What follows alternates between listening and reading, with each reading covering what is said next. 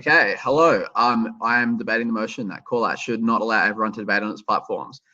Basically, the way this case is going to work is that I think QallOut's goal is very noble, the one of breaking down echo chambers and free speech. Basically, this case is going to be pragmatic and admit that the lofty goal of breaking echo chambers and freedom of speech sometimes means making unsavory compromises and sometimes means removing people who have no interest in that shared goal and, in fact, do things during debate which actively undermine it. I have three main reasons into the ways in which I think this happens and the sort of behavior which I think would qualify removal from the platform in debating. The first is harassment. The second one is causing investor or advertiser crises for QallOut itself.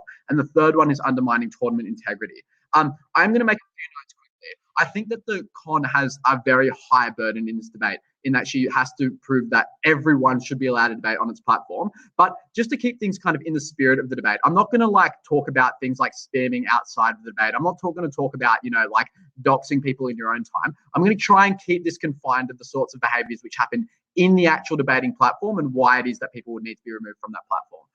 So let's go to the first one, which is harassment. As many people know, ad hominems often slip into debates and are in some cases, I think, a legitimate debating practice. For example, if you're citing a source who has a vested interest, I think it is relevant to question the source of that interest. However, I think in some cases that people can often get encouraged to do what would be unacceptable abusive ad hominem attacks. Things like talking about, for example, people's personal families and for example, if it was a debate about the cheating topic, for example, what their wife might think of this, and perhaps even, making threats and things like that about linking things on Facebook accounts. And the fact that everyone in QallOut is usually linked into a Facebook group and that our accounts are linked to our Facebooks means that unfortunately those details are often quite easy to find. I think that in some senses, this is kind of like cheating because you're not really debating ideas. You're essentially doing a very personalized version of identity, really furthering the goals of breaking down echo chambers or discussing ideas. But also I think that this undermines the space for everyone else because people just won't come. Every debate on QallOut is an advertisement for a potential debater who watches that debate and says, is this the sort of activity which I want to be a part of? And if they happen to see, because they might only click on one, that the first debate they see is somebody, for example, just hurling abuse at the other person, insulting their family, bringing in their children, for example, which is a potential in this site, then they will never come to the site. Why would anyone want to participate in this? I think another subset of this is harassing judges, for example, for their judgments and hurling abuse at them. If you're someone who cannot accept that maybe you didn't do your ideas justice, then you are not the sort of person who's likely to be invested in breaking down the echo chamber. So consistent harassment of judges and other debaters, I think, is a sort of behavior which should warrant for removal from the platform. So I want to start out by giving two observations and then moving on to the basic skeleton of my case today. My first observation is that this is clearly a policy resolution. There is an agent inherent in the resolution itself. That agent is QallOut, and there is a proposed policy barring certain individuals from debating.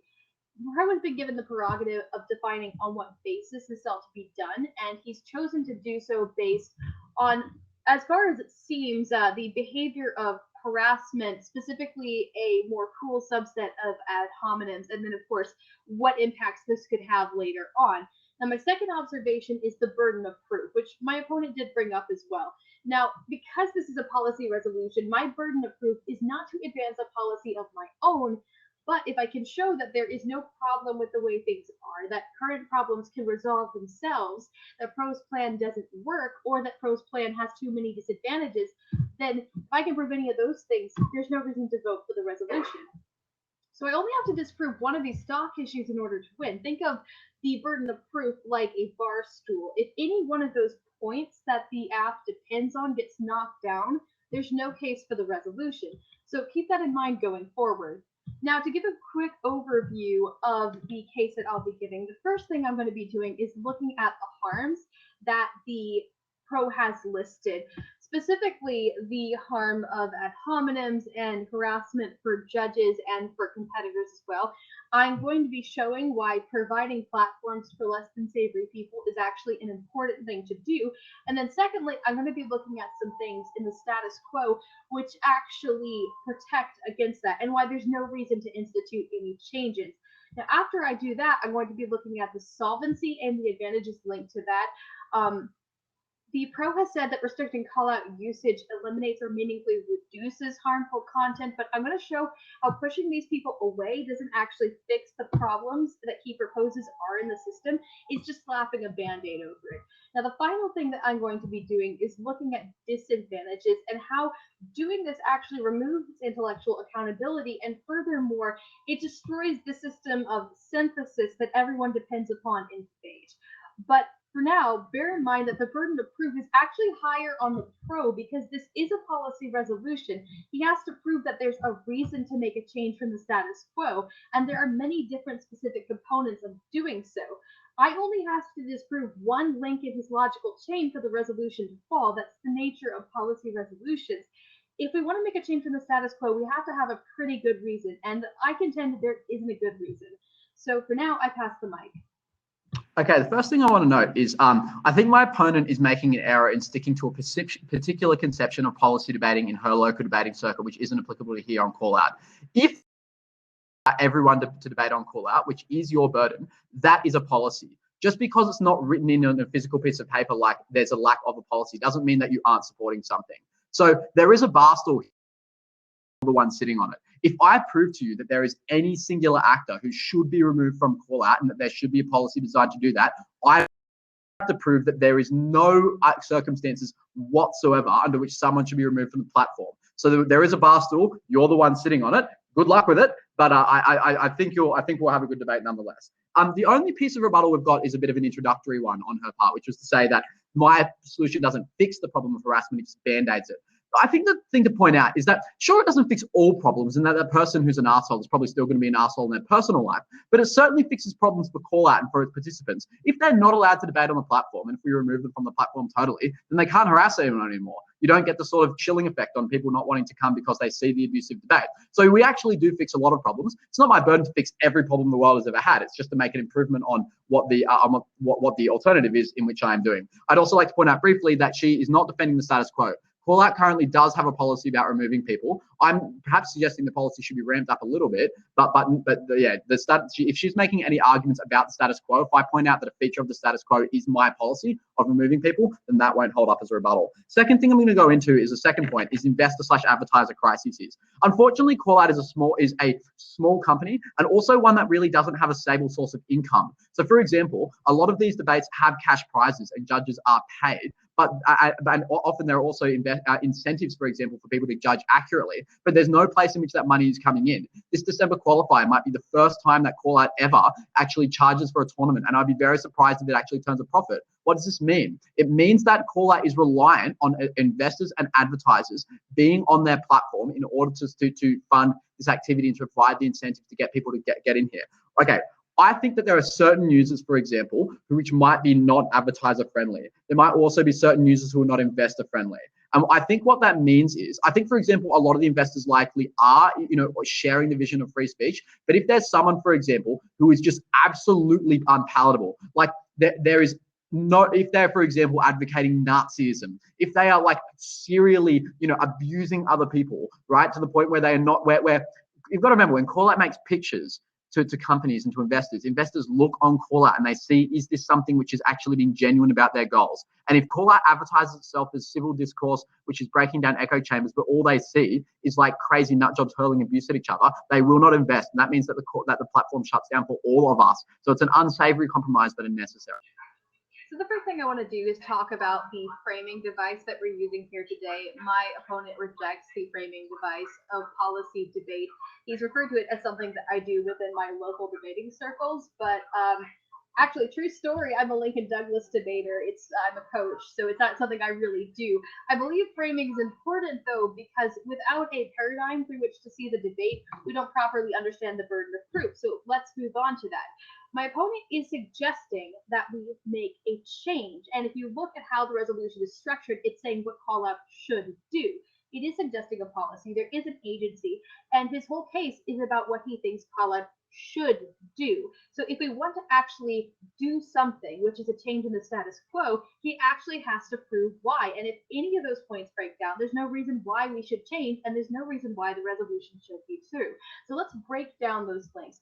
First, let's look at the harms that he listed. Now, it's interesting, he did initially list harassment as a harm, but he mentioned Nazis as well. So it's clear that he thinks people with unsavory opinions should not also be able to debate. So there are a couple reasons why people might not want unsavory opinions or unsavory behavior to be present in debates. Harmful content could intimidate targeted minorities. It could be a social contagion. It could decrease the education of the ground. But I'm going to group all of these reasons into a counter argument. I think that giving bigots and impolite people a platform is important because it creates a space for them to be corrected. Jewish American historian Deborah Lipstadt was a defendant in a British libel suit brought by Holocaust denier David Irving. She didn't have to show up to court, but she chose to anyway. Here's what she said to NPR about why she chose to give Irving a platform.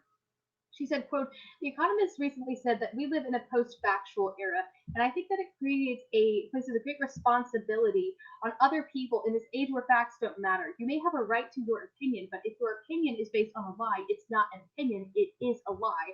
We have to be willing to change that. Otherwise, more than just the history of the Holocaust is at stake. The impact is that these harms are the price of our social responsibility to defend the truth. If we take away call out for bigots and impolite people, we take away our opportunity to constructively correct them." Now, the second counter argument under harms that I want to use is that of inherency. My opponent can only advocate for a change if the harms he lists are inherent to the system, if there's not a mechanism already in place to correct it.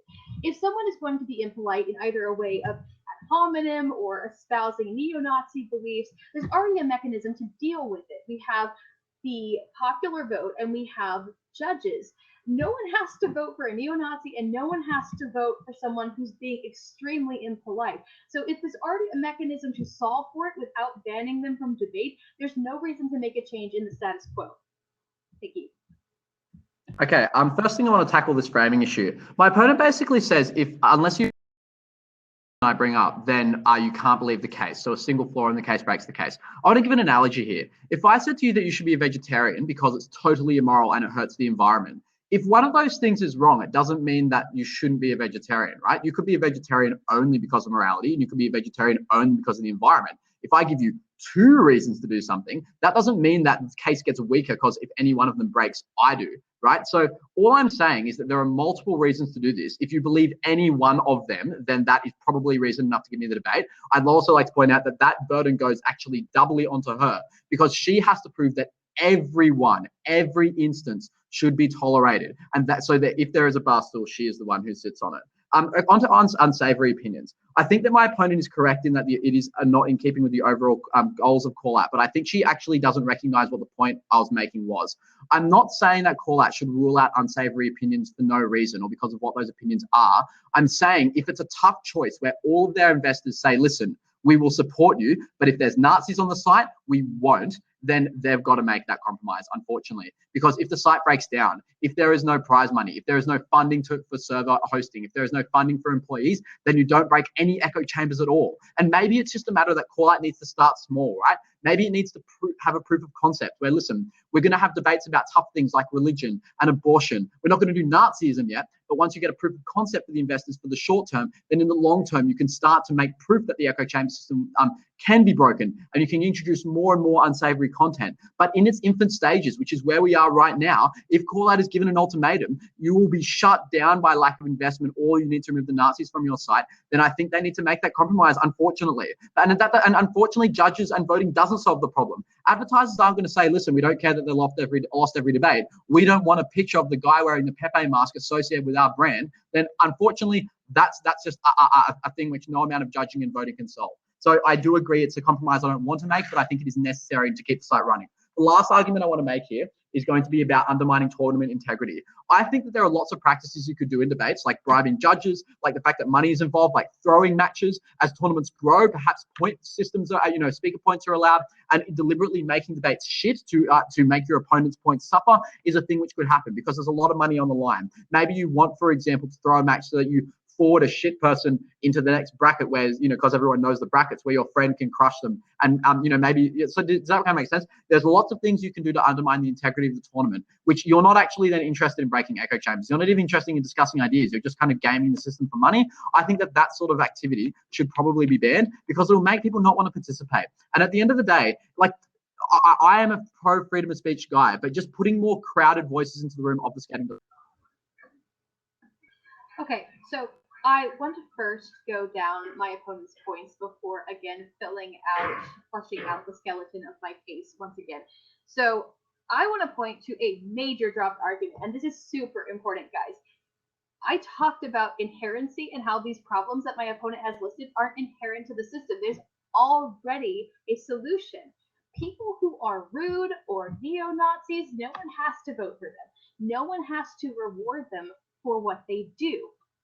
There's already a mechanism in place. So since my opponent has nothing to say about this mechanism that already solves for his problems, I have to assume that he agrees that we can already solve for it. So again, that was unaddressed, and that's a major thing, guys. If he can't prove that the problem isn't inherent in the system, he has no ground to advocate for a change. Another thing is that he mentioned that really investors, that's our metric. But the thing is, if money is your only metric, you're engaging in a form of just godless neoliberalism. What if investors want QallOut to exclusively debate in terms of neo-Nazism, abortion? What if it wanted us to do offensive, unspeakable things? Does that justify it? Money isn't the highest value that anyone could ever answer to. So frankly, there's going to have to be a better, more solid metric for why QallOut should do what it does. Personally, I stand behind QallOut's mission statement that we have to create an environment of intellectual accountability. Money is an extremely poor metric. We shouldn't base it on any of our policy on money. We should base it on an actual principle. And I think intellectual accountability is such a principle. Now, really quickly, my opponent mentioned behaviors like tournament bribery. First of all, if we're having tournament bribery, you're bribing judges, A, kick the judge out, fire them. But then secondly, why does it have to be all or nothing? Why is stopping someone from debating literally the only solution for misbehavior? I've been in the debate world for a very long time as a coach, as a competitor, and there are lots of different levels of punishment that don't involve literally kicking someone out of a medium itself. So I think that there are a lot more ways that we can do this without having such a major change in the status quo. It's simply not necessary. Now, I really want to get down to the major disadvantage in this round, and that is when we discriminate on viewpoint, when we silence people if they're rude, we are ultimately taking away the chance for this community, QallOut, to constructively correct those people. The fact of the matter is, we have an opportunity to teach people the right way to do things, and it doesn't have to be all or nothing. There are better ways to deal with this than taking away a voice. So I'd ask you to consider that, and thank you. I'll pass the mic now. Just a few things I want to correct. So my opponent says that there are lots of different ways we could address these problems. If she doesn't detail those ways and explain why they work, then she has not advocated for them. You shouldn't imagine, for example, your best idea and compare it against mine. You should compare it against the ideas which she has explained. So far, she has not explained any other than voting. So let's talk about why I don't think voting is actually a solution to the problems. She has said that I didn't address her problems. I think she must have misheard me. So I'm just going to give an opportunity for her to answer a few questions here. Investors, if they say, for example, we don't want to be associated with Nazis, we'll not care what the judges and voters think of the Nazis. So in that sense, voting does not solve the investor crisis problem. Similarly, if someone feels that they don't want to go on a site where they are likely to be harassed, I don't think they really care if that person isn't popular on the site. They just don't want to risk being in a tournament with them. So can I just get you to answer this question? What in your mind makes you think that the voting and judging solution solves these problems, given that they actually are totally unrelated to the result of the debate? I think that it solves the problems because it demonstrates that our community holds people accountable for misbehavior. If people have misbehavior, they don't win, and investors will see that. I'm very confident in that. Okay, so my opponent says that actually it's about holding people accountable. I don't think that actually plays to the incentives of people if they fear harassment, or companies if they fear investment. First reason for people.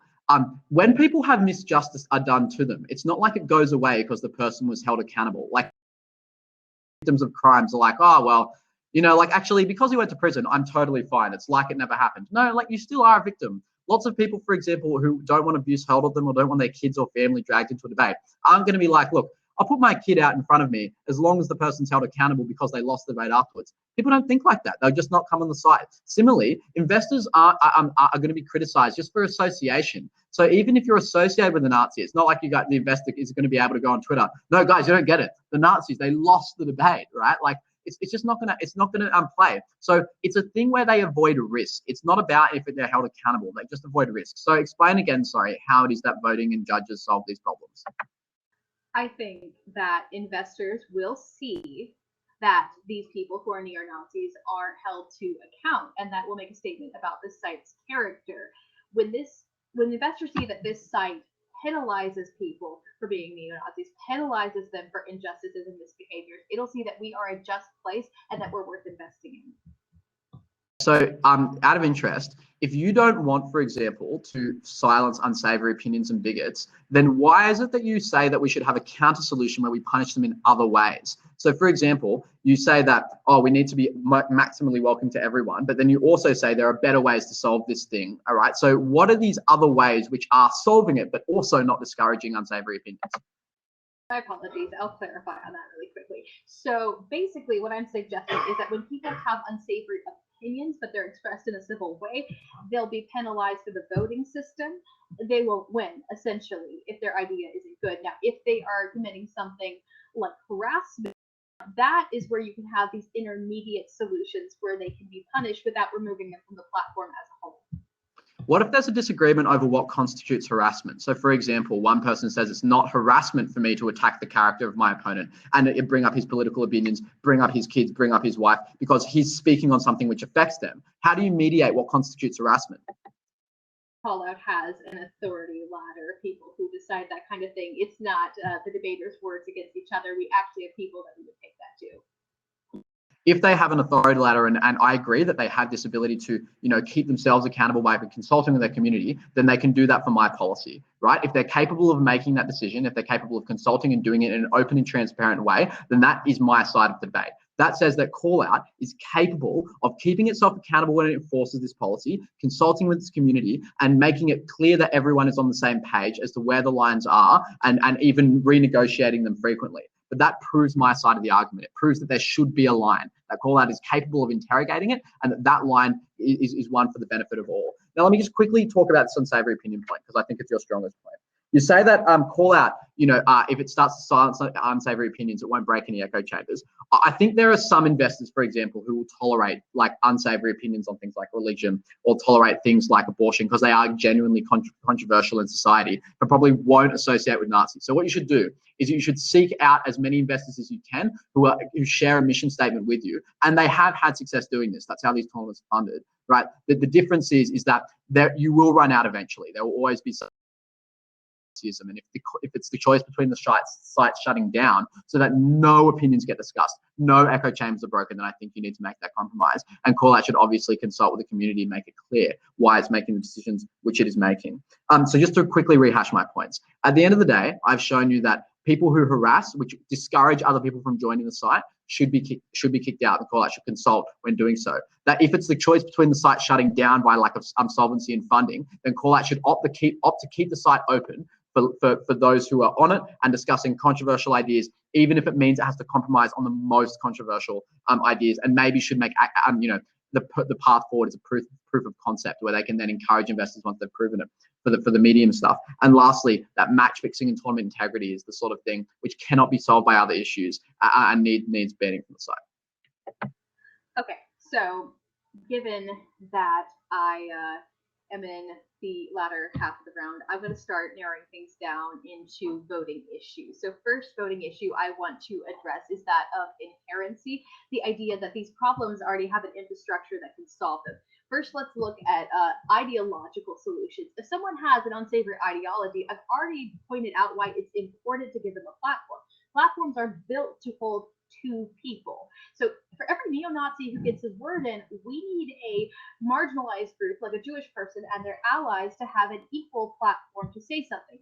So we already have an infrastructure because we take turns speaking, we judge, and we reward and penalize people based on how good their viewpoints are and how logical they are being. Now, when it comes to harassment, again, we don't have to take away the platform as a whole.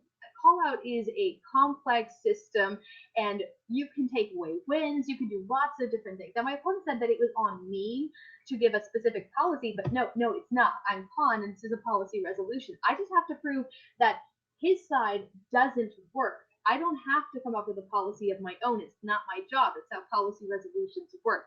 Now, the second voting issue I want to bring up is that of metrics, right? So I know that this is policy, but whenever you're analyzing policy, you have to have some sort of a guiding star or principle that you go by. If you don't have a principle, then there's no reason to trust your side of the resolution. So let's look at some of the metrics or lack thereof that my opponent has. His first metric is investors, money. Now, I talked about in my previous speech how this is just a form of neoliberalism. There's no principle except the almighty dollar.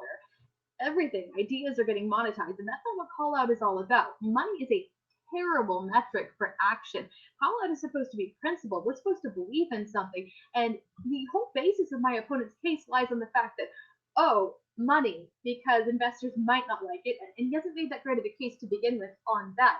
Now, the other metric that my opponent has is how he's run his entire case, basically. Every time I have brought up a point about how we can solve for these problems in the current system, he says, well, I choose to adopt that in my case. Well, I choose to adopt that in my case.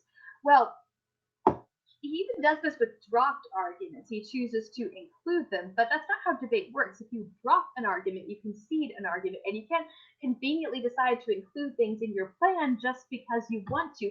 And most importantly, he's burdened with advocating a change in the status quo, so he can't say that the status quo justifies the resolution, because frankly, it doesn't. If things should stay the same, if things are sufficient the way they are, then there's no reason to vote for the resolution, and I've more than proven that over the course of this debate.